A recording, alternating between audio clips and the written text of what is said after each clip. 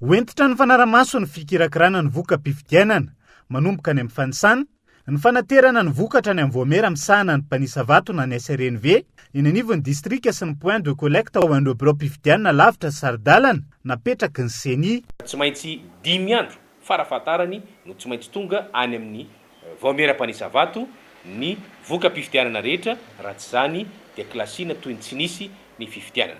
Rehefa tonga eo amin'ny SRNV dia manana ndray andro ry zareo anaovana ny fandaminana ny asa, ny fanambarana ny voka-pifidianana rehetra atao anatin'ny birao-pifidianana atao anatin'ny district dia alefany aty amin'ny CENI izay voka-pifidianana izay, ary dia ny CENI no mandrafitra ny voka-pifidianana nasionaly. Anafainganana ny fikirakirana ny voka-pifidianana anatin'ny mangarahara, voalaza ho efa tomombana ny fitaovana eny anivon'ny birao-pifidianana sy ny voamera mpanisa vato manerana ny Madagasikara.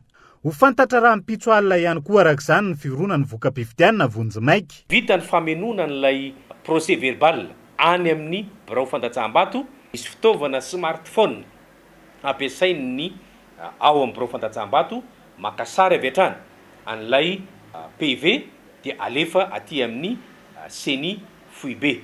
Any anivon'ny voamera mpanisa vato dia misy ny antsoina hoe V7 izay ho ampiasaina ahafahana miscanner an'ilay procès verbal ka alefa avy hatrany aty amin'ny CENI. Zany hoe amin'io andro alin'ny fifidianana io zany dia efa ho azon'ny CENI amin'ny alalan'ny sary ny voka-pifidianana manerana ny nosy amin'ny ankapobeny, ary dia efa ho avoaka izay le antsoina hoe tendance ny mety ho voka-pifidianana manerana ny nosy. Tsy tokony hisy rafitra na hainao manjery hamoaka voka-pifidianana mialohan'ny sehatra ofisialy toy ny CENI sy ny ACC mba tsy mpikorotana ny fikirakirana sy ny fanambarana vonjimaiky na ara-pomba ofisialy raha ny fanazavana.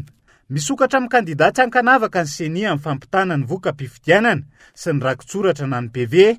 Manentana ny olom-pirenena mpifidy ihany koa ny CENI tsy ala ny birao fandatsaham-bato aorian'ny fanisana, raha tsy efa eo ampelatana ny delege ny kandidaty tsirairay ny rakotsoratra, hisorohana ny mety ho fanodikodonana sy ny alabato samihafa.